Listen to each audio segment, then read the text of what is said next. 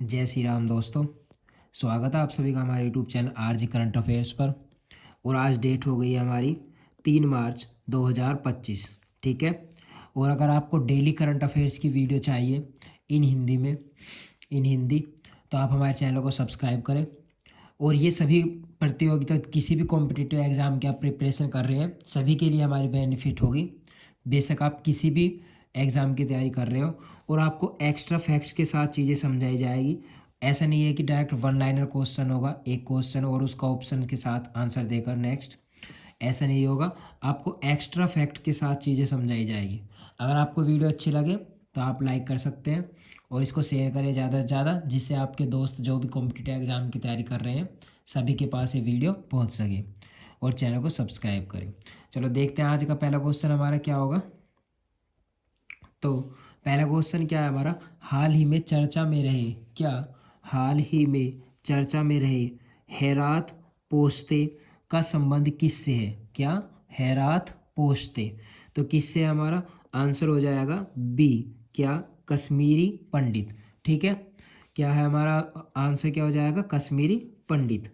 अब 25 फरवरी को हेरात पोस्ते पर्व मनाया जाता है। हेरात पोस्ते कश्मीरी पंडितों द्वारा मनाया जाने वाला त्यौहार है। किसके द्वारा त्यौहार मनाया जाता है, कश्मीरी पंडितों द्वारा।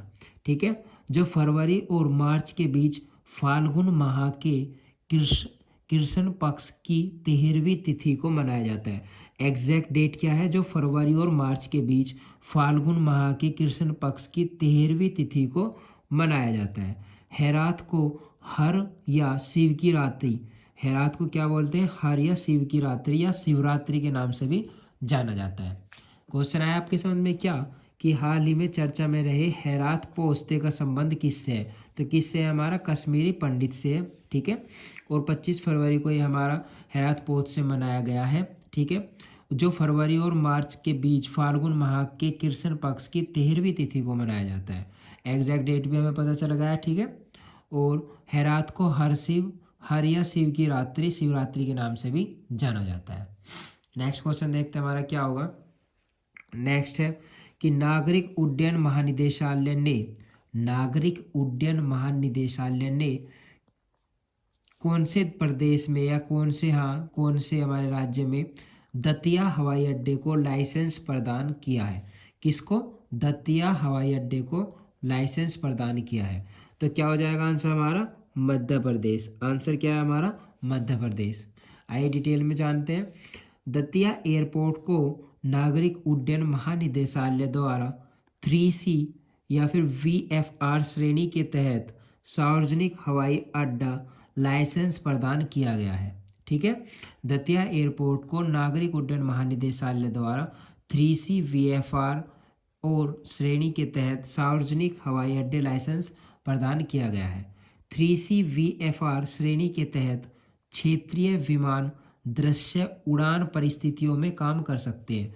क्षेत्रीय विमान दृश्य उड़ान परिस्थितियों में काम कर सकते हैं। इस अनुमति के बाद दतिया एयरपोर्ट अब मध्य प्रदेश का 8वां सार्वजनिक एयरपोर्ट बन गया है। लगभग 184 एकड़ में दतिया एयरपोर्ट का निर्माण किया गया है। इसका रनवे 30 मीटर चौड़ा और 1810 मीटर लंबा है। ठीक है, डिटेल में आपने जान लिया कि 3C VFR श्रेणी के तहत हमारा क्या होता है, क्षेत्रीय विमान दृश्य उड़ान परिस्थितियों में काम कर सकते हैं। ठीक है, और दतिया जो एयरपोर्ट उसके बारे में पता चला गया है हमारे 184 एकड़ में दतिया एयरपोर्ट का निर्माण किया गया है और इसका रनवे की लंबाई और चौड़ाई भी हमें पता चल गई है। एयरपोर्ट का टर्मिनल भवन कितना है, 768 वर्ग मीटर में फैला हुआ है। और दतिया एयरपोर्ट से लोग भोपाल और खजुराहो की यात्रा करेंगे। कहाँ की यात्रा करेंगे, हमारे भोपाल और खजुराहो की यात्रा करेंगे। कहाँ से, दतिया एयरपोर्ट से लोग। तो कहाँ पे किया गया, आपको क्वेश्चन कहा था मध्य प्रदेश में हमारा ये दतिया हवाई अड्डे को लाइसेंस प्रदान किया गया है, जो कि मध्य प्रदेश में। ठीक है, नेक्स्ट क्वेश्चन देखते हैं हमारा क्या होगा। नेक्स्ट हमारा क्वेश्चन है मायाधर राउत की शास्त्रीय नृत्य के महान आचार्य थे। क्या, कि मायाधर राउत की शास्त्रीय नृत्य के महान आचार्य थे। तो किसके थे, आंसर हो जाएगा हमारा ओडिसी। ठीक है, किसके थे हमारे, ओडिसी। अब डिटेल में देखते हैं कि ओडिसी नर्तक मायाधर राउत को का 92वें वर्ष की आयु में निधन हो गया। ओडिसी नर्तक मायाधर राउत का 92वें वर्ष की आयु में निधन हो गया। मायाधर राउत को ओडिसी नृत्य का जनक माना जाता है। मायाधर राउत को ओडिसी नृत्य का जनक माना जाता है। वह 1952 में कटक में कला विकास केंद्र के संस्थापक सदस्यों में से एक थे। वह 1955 में ओडिसी के अध्ययन में मुद्रा विनियोग और नृत्य में संचारी भाव को पेश करने वाले पहले गुरु। वह श्रृंगार रस का चित्रण करते हुए मंच पर गीत गोविंद अष्टपदी प्रस्तुत करने वाले पहले व्यक्ति भी थे। इन्हें प्रमुख पुरस्कार एवं सम्मान जो इनके मिले हैं वो कौन कौन से हैं? ओडिसी संगीत नाटक अकादमी पुरस्कार 1977 में, और साहित्य कला परिषद पुरस्कार इन्हें मिला है 1984 में, और संगीत नाटक अकादमी पुरस्कार 1985 में, और राजीव गांधी सद्भावना पुरस्कार 2003 में। इन्हें बहुत सारे पुरस्कार मिले हैं। देखो, उपेंद्र भंज सम्मान 2005, टैगोर अकादमी रत्न 2011 और पद्मश्री सम्मान 2010। ओडिसी नृत्य में उनके अतुल्य योगदान थे। कहाँ पे थे? ओडिसी नृत्य में। तो मायाधर राउत किस शास्त्रीय नृत्य के महान आचार्य थे? तो किसके थे? हमारे ओडिसी नृत्य के महान आचार्य थे, और इन्हें ओडिसी नृत्य का जनक भी माना जाता है। 92 वर्ष की आयु में इनका निधन हो गया। ठीक है, नेक्स्ट क्वेश्चन देखते हैं हमारा क्या होगा।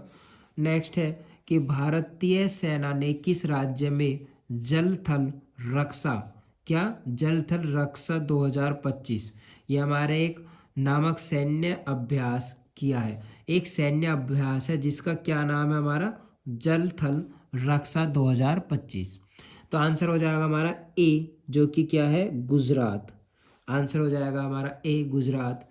अब डिटेल में चीज़ को समझते हैं कि जल थल रक्षा 2025 नामक सैन्य अभ्यास भारतीय सेना द्वारा गुजरात के बेट द्वारका में आयोजित किया गया था। कहाँ पे आयोजित किया गया था? गुजरात के बेट द्वारका में। गुजरात के बेट द्वारका में आयोजित किया गया है। इसमें 11 इन्फेंट्री डिवीज़न अहमदाबाद और 31 इन्फेंट्री ब्रिगेड जामनगर और तटरक्षक बल और समुद्री पुलिस शामिल थे। जिला प्रशासन, वन विभाग, समुद्री बोर्ड और एनएसजी ने ड्रिल की निगरानी की, और अभ्यास का उद्देश्य रक्षा बलों, अर्धसैनिक इकाइयों और जिला अधिकारियों के बीच समन्वय बढ़ाना था। यह आतंकवादी हमलों या युद्ध परिदृश्यों के लिए युद्ध की तत्परता पर केंद्रित था। तो देखो, इसमें इम्पोर्टेंट क्या हो जाता है? हमारा इम्पोर्टेंट पॉइंट हमारा ये हो जाता है कि एक तो क्या कि भारतीय सेना ने किस राज्य में जल थल का जो हमारा रक्षा का ये 2025 नामक सैन्य अभ्यास किया, ये कहाँ पे हुआ है? गुजरात में हुआ है। और दूसरा एग्जैक्ट जगह क्या? भारतीय सेना द्वारा गुजरात के बेट द्वारका में। कहाँ पे? गुजरात के बेट द्वारका में। ठीक है, और एक पॉइंट हमारे इम्पोर्टेंट ये भी है कि जो ये इसका अभ्यास का उद्देश्य रक्षा बलों, अर्धसैनिक इकाइयों और जिला अधिकारियों के बीच समन्वय बढ़ाना था।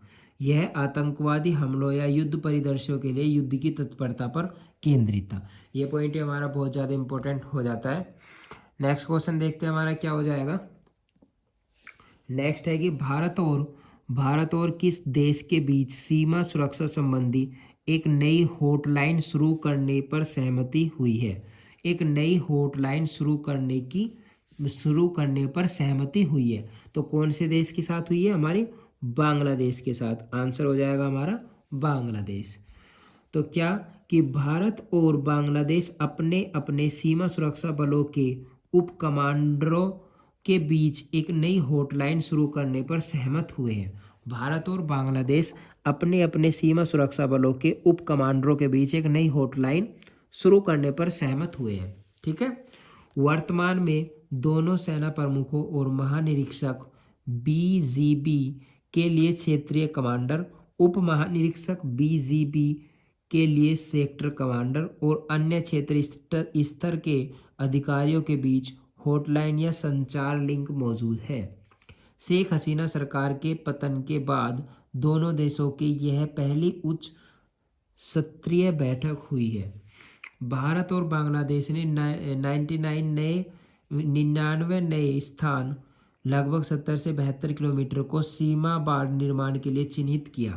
पहले से चल रहे 92 स्थानों 95.8 किलोमीटर पर बाढ़ निर्माण कार्य जारी है और 4096 किलोमीटर लंबी भारत और बांग्लादेश सीमा में से 864.48 किलोमीटर अभी भी बिना बाढ़ के है, जिसमें से 174.51 किलोमीटर क्षेत्र को अव्यवहार्य श्रेणी में रखा गया है।